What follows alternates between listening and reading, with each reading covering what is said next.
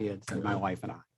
Well, that's nice. So we spent Monday and Tuesday in the water pretty much. Today, the waves, like I say, were pretty bad. So unless they went in after we left, water, we did go to a big park across the street and flew a kite for a couple of hours. Well, that was a good day to do that. My 6-year-old got a big kick out of that. We had this kite like 250 feet up in the air. Oh, my. It's fun. It's a good thing you didn't attach him to it. He's probably Well. like your own version of Mary Poppins there. Yeah.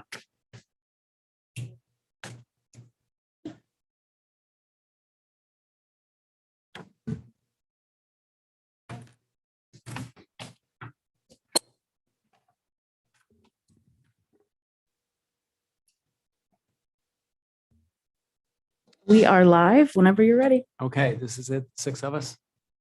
1, 2, 3, 5. Yes, 6. Okay. I will call this meeting of the Bowling Green City Planning Commission to order for September 1st. And Jamie, would you please call the roll? Here. Here. Here. Here.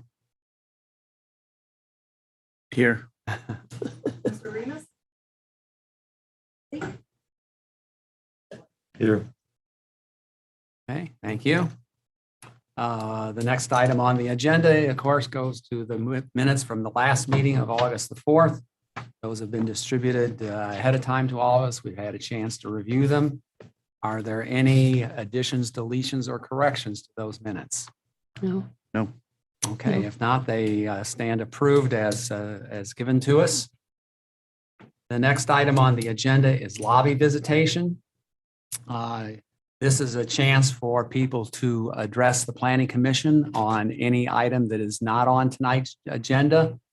I would point out, just for everybody's information here, I see a few unusual faces at the meeting tonight. And I imagine you are here in regards to the Stonebrook subdivision expansion. When we get to that on our agenda next, that is not a public hearing and you will not be allowed to testify at that point. So if you want to address us regarding that item, you need to do it during lobby visitation.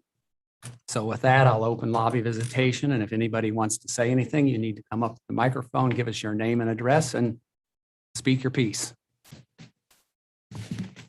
We do have written comments from some of the members of that community ahead of time that have been passed out to all the members of the Planning Commission. Okay. Seeing none, then I will move on. Mr. Chairman, I just wanted to mention that Chris Phillips unfortunately did submit his resignation to the Planning Commission.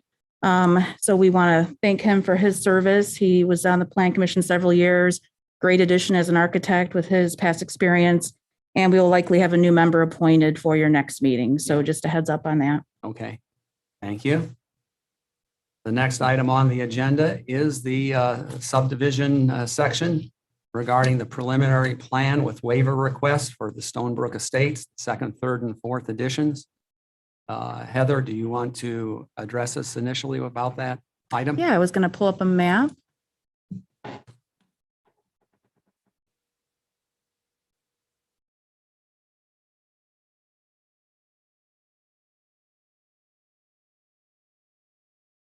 Of course, this is in your packet too. I just want to make sure for the benefit of the public and those watching.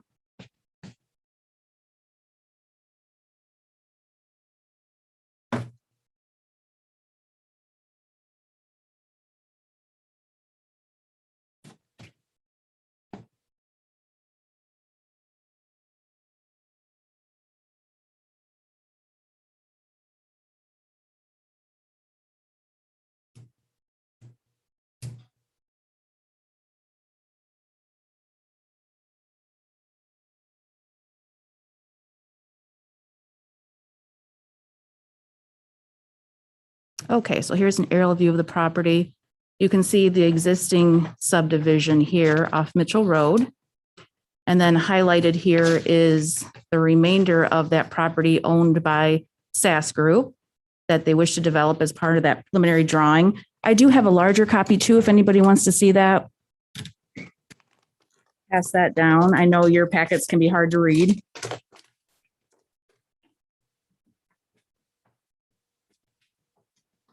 And then on the screen here, I'll put, I know again, hard to read. But this shows highlighted there existing and then the proposed remainder. So in your packet, I'll just go over the memo.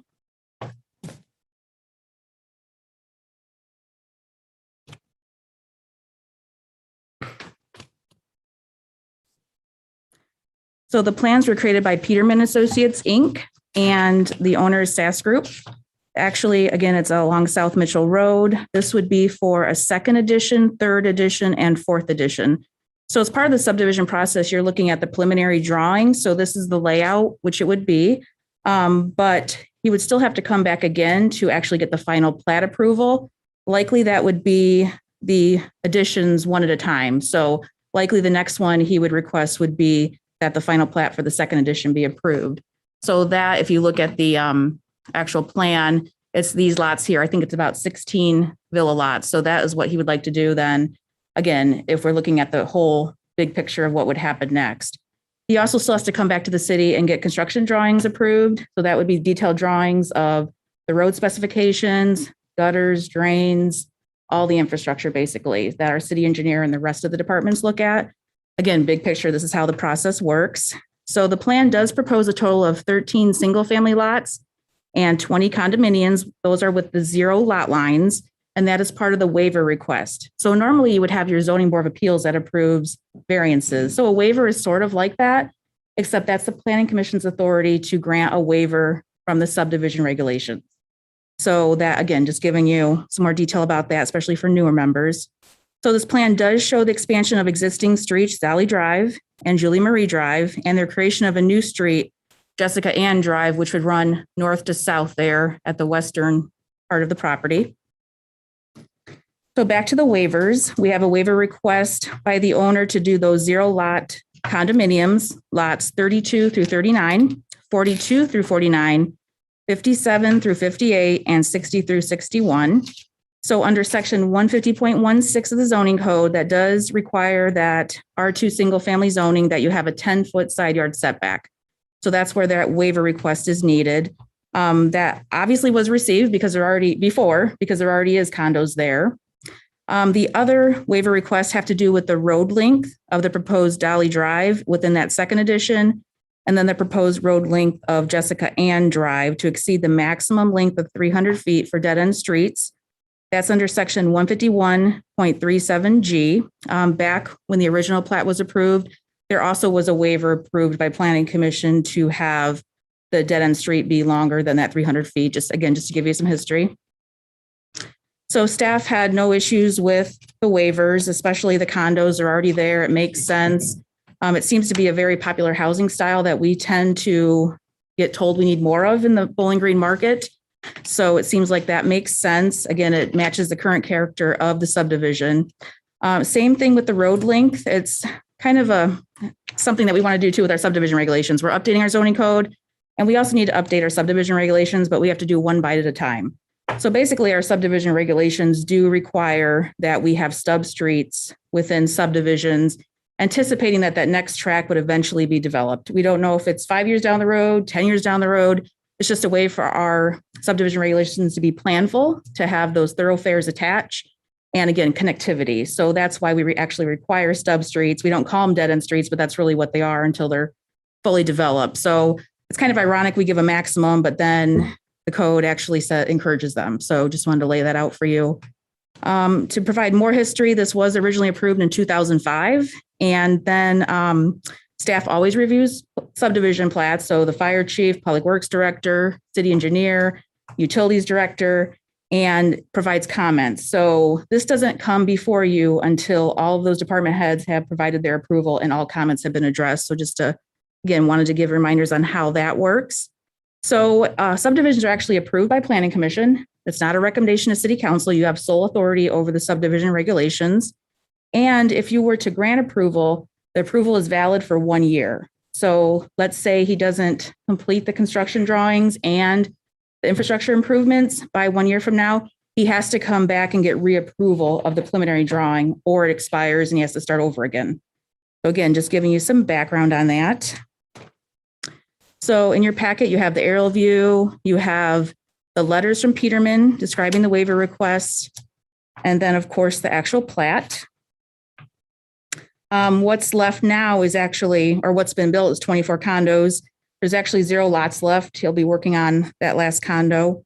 And then there's 14 houses that have been built with actually 5 lots left. Actually, 1 house permit was just issued. It was 6. So now we have 5 lots left. And staff has approved it. I guess, again, that's the most important to make sure you know that.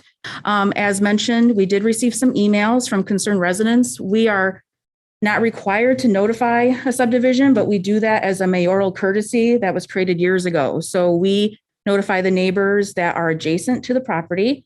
And so that is why I assume you've gotten those concerns. And again, I forwarded those, tried to respond to what I could that I knew the answers to. And some of those, such as one of the complaints were weeds, we'll take care of that with our civil enforcement division. The owner was notified of the concerns and he is here. So I'm sure he'll have a chance to also discuss his subdivision in general and his request. So that is it, unless you have any specific questions. If I missed anything, I know that's a lot of information. Any questions for Heather?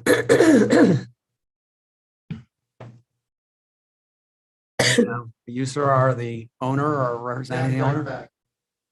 Would you like to address us and speak to the? Basically what we're trying. Yeah, if you would come up Yes, here and please. state your name and address, please. Greg Beck with Beck's Construction and SAS Group. Actually the president of both, if that means anything. Okay. But all we want to do is extend what we've been when we first bought this property, we had a master plan. So all we're doing is keep going with our same plan. We really haven't changed from it very little. And what we have changed has been clear to the back by the ditch. We're going to put in a pretty good sized retaining pond because the Ohio EPA's ever changing guidelines are making them bigger and bigger and making us take care of water until the subdivision's done. They've had a lot of changes in the last 15 years. So that's probably the biggest change. Everything else I think is kind of like we planned it in the very beginning. We had residential houses on one side and we had villas on the other side. Is it your intent, as Heather stated, to do the second edition at this point in time or as soon as you can and not third and fourth for a while? Right. Our intent right now is just to continue Dolly Drive, like she pointed out, to the end there where it's going to take in the 16 villa lots. Okay. When would you, if things go along as you hope they do, when would you expect to begin construction? Yeah, of that? I'm hoping to start construction in December, but on the street and then finish it up by May, have it done by 1st of May of next year, weather permitting. And there's a lot of permitting and a lot of stuff's got to go yet. So this is the first hill of many. How long after that do you expect to get to the third and fourth editions? The market dictates that. So, who knows? Could be in a few years, could be in 10 years. Mm-hmm. Okay. I think I've understood from something I saw somewhere that the stub streets that would be in this construction would have a stone cul-de-sac, the right word? Yes, for that's it, an at the ends excellent of them? point. Yes. We do a stone turnaround. We have one at the end of Kathy. Now, they didn't require that on when we did Julia Marie and Dolly, but Mhm. since then they've required that. Correct. That's a newer policy we have implemented because we've had so many issues with getting trucks in and out, and of course, people. And so it's been a cost-effective way for the city to get what we need to provide services, and also for a developer such as Mr. Beck to do that, knowing that street's going to get expanded. Again, we don't know the timeline on that, but it's just a good temporary solution for us to utilize. And it's worked out well. We actually just did it at Kogan's, which you saw not that long ago on your desk to review. It's and other towns too do the same thing. They don't want you to put in a bunch of cul-de-sacs. They want those streets, some to build to continue on at some point in time. So your city's not a bunch of dead end streets. Mhm. Does anybody else have any questions for Mr. Beck?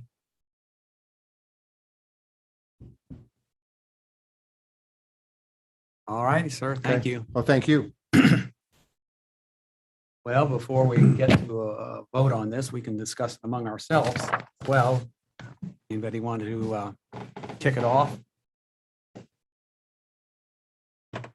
I guess I'll kick it since I'm the chairperson, but in reading the concerns from the various residents, sort of the overlying theme to me was that there are certainly some concerns that residents have about construction that has already taken place and the way the property is kept up in certain respects or whatever.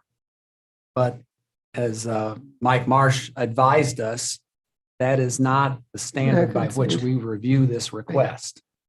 There was in Heather's reply, just for the record, I'll make this remark that Heather in her reply said the subdivision regulations state that, quote, proposed streets shall be extended to the boundary lines of the tract to be subdivided unless prevented by topography or other physical conditions, or unless, in the opinion of the Planning Commission, such extension is not necessary or desirable for the coordination of the layout of the subdivision with the existing layout or the most advantageous future development of adjacent tracts. So that's the standard by which we measure this request. And I am sympathetic to the residents' concerns about things that they're not happy with the subdivision, but it's just not within our purview to make this particular item contingent on correcting those things you see as deficiencies. That's where we are going into this, I think. We've got the standard to judge by. And I'll leave it at that. Anybody else have anything to add or say? I think you summed it up very well. And I think Heather has done a masterful job in answering the requests. Yeah. Excellent job, being very informational and telling them what the city can and can't do. So Thank you. kudos. Well, we appreciated being aware of the concerns because we weren't aware Yeah, we do too. prior, so. I think it is notable that the dead end streets or the stub streets will have these stone cul-de-sacs in them to help with the turnaround. And I think it's also notable that this subdivision will come back before the Planning Commission in the future before anything's ever built. But there are still final plans to be submitted and so forth. We're still fairly early in the process here. If no one has anything else to say, I will make the motion that we approve the waivers as requested in regard to the zero lot line condominiums and the extension of the stub streets beyond the normal length. I'll second it. Okay. Are you, just a point of clarification, are you including the preliminary plan in that? Yes, Or, okay, preliminary plan included Thank you. in that. Yes. Thank you, Heather. And Jamie, call the roll, please. Yes. Yes. Yes. Yes. Yes. Okay, motion passes 6-0. Moving on to the next item on our agenda, there's a rezoning request for property located at 300 East Poe Road for 4.21 plus or minus acres, identified as parcel number B07-511-190104001001000 from M2 General Industrial Zoning Classification to B2 General Commercial Zoning Classification. Robert and Patricia Maurer applicants. That we will simply put on our agenda for our next meeting, as is our normal practice. I think that meeting is October the 6th, if I remember looking at the calendar. yes, you're right. So Jamie, would you put that on the agenda for the next meeting? And the next item we have is a couple public construction projects for us to approve or vote on. One is an expansion of a new road at the Woodbridge Business Park. And the other is a new electrical substation at Bremen and Bishop Roads. And Heather, would you care to make any comments about those? Yeah, we can talk a little bit about each, and then if you have further questions, these are two very large projects for the city, very exciting. Expanding Woodbridge Business Park.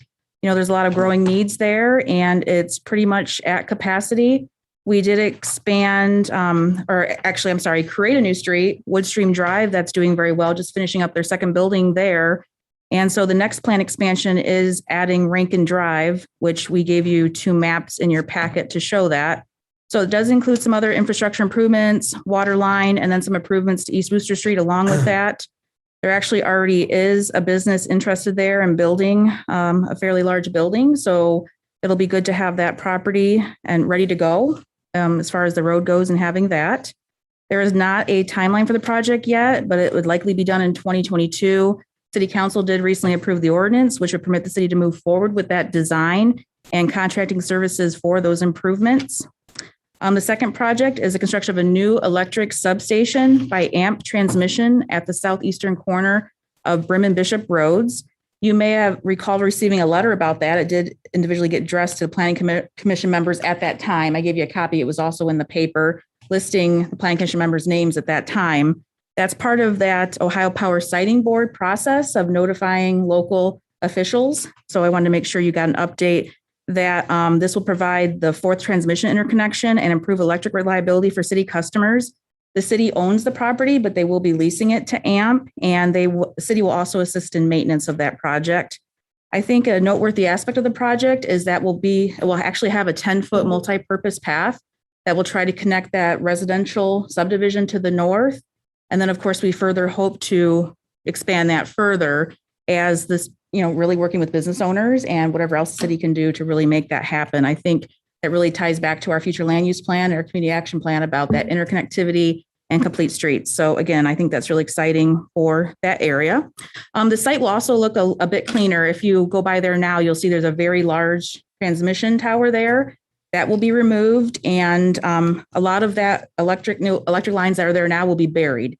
And you'll see that our electric division is actually doing work out there now. But again, the proposal to get the actual contractor out there has not been done yet. So, but you will see, again, improved visibility there and aesthetics too, because that pole does really block that intersection. And there'll also be quite a bit of trees planted there too to really soften that look. So I think that will be a good improvement. So I think that's a good summary of both those projects, unless you have any specific questions. Okay, thank you, Heather. Any questions for Heather? Heather, can you help me understand 10-foot path? What exactly is it connecting? I'm familiar with the development to the north there on Bremen. Connecting it all the way down, what is it connecting? AMP is actually running the multipurpose trail all the way from property line to property line of the city property. So it'll basically go up to where there is a new building. I think it's called Schwind Electric. Yeah. And then to the other side where it's still actually not in the city when you get to the other side, but it will go up all the way up to that property line. So eventually the hope is as that expands, we will have that completed and hopefully ultimately to the middle school, high school. I mean, because there already is a stone path in the community center. The city has done a lot of discussions about what we're going to do next after this one's done to get it connected. And I think there's a good possibility that will get done. We already do have some agreements with some of the business owners there that they do have to provide sidewalks at some point in time. And we will continue those conversations. But this really is a huge first step to get that really kicked in and start talking to them once this is done. That's helpful. Yes, that's exactly what I was wondering, is essentially how far south next. That's Sure. Quite That's a good. distance. Yeah. That's good. Any how big?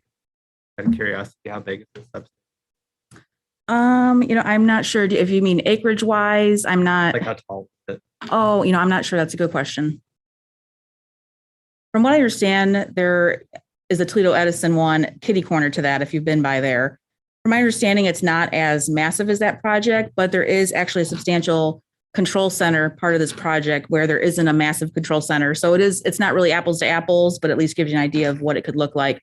But again, that one's not softened at all. That there's no buffering, there's no trees. So this is really was designed carefully to try to soften that look of what a substation can look like. A lot of transformers. Any other comments or questions for Heather?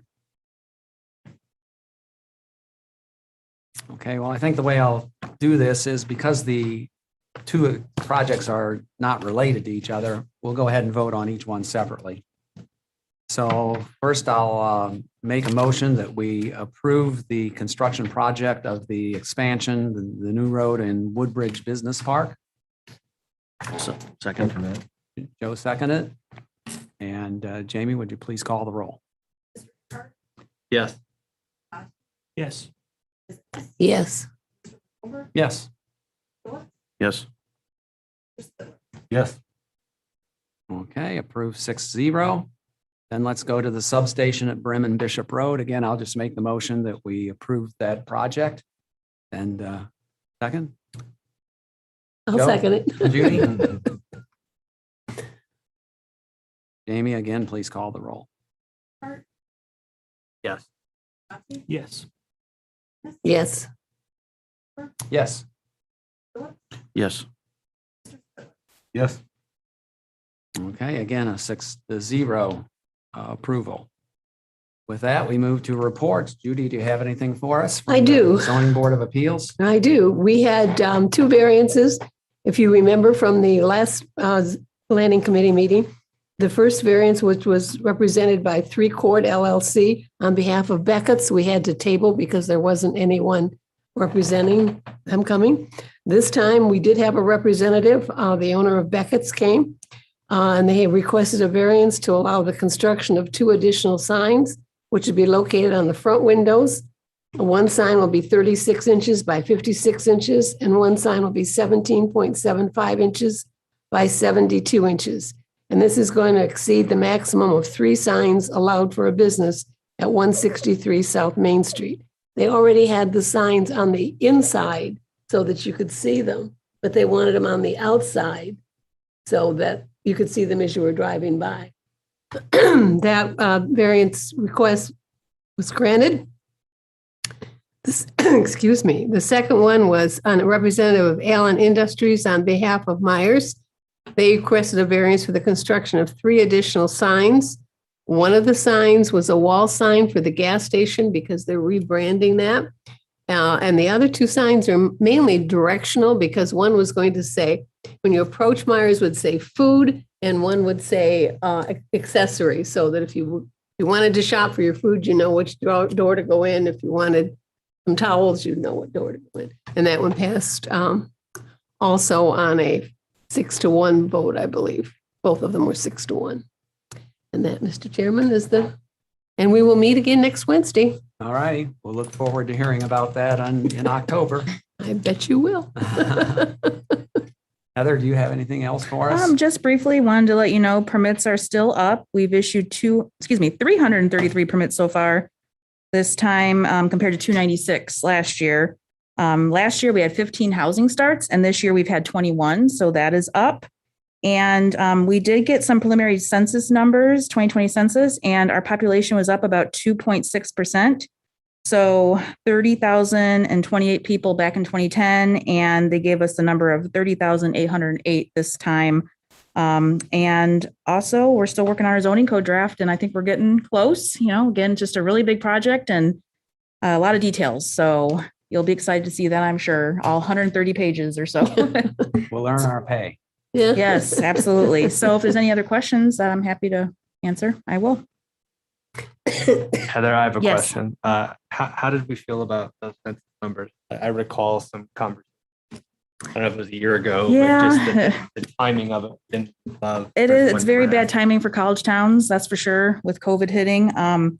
I do think it's low. The question is whether it's substantial enough to go through the process of providing the census data and, for lack of better terminology, it's like appealing the numbers.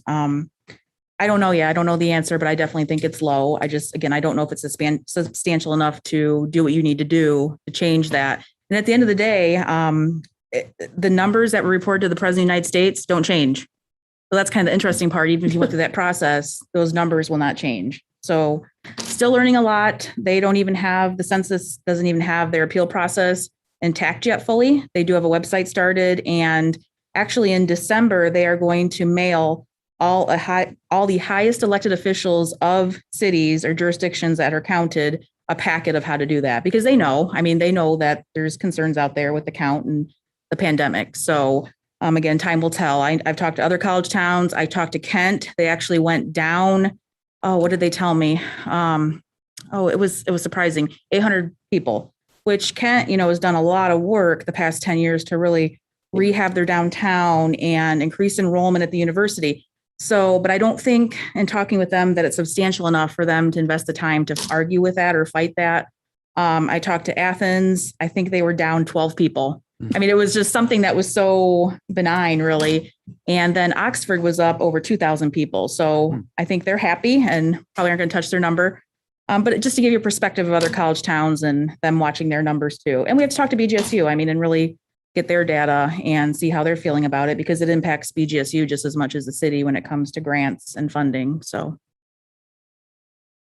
I'll be interested to learn more, especially if I wonder if we take a body, does it take some other body from another town? You know what I mean? It's just an interesting it is. thought experiment. But anyway, thanks. I appreciate that. Sure. And if we'd grown, we could have Applebee's. The joke's getting old, Judy. Yeah, I remember that. Let's move on to Chick-fil-A. No, I'm sorry. All right, any other questions for Heather tonight or comments? All right, we are then.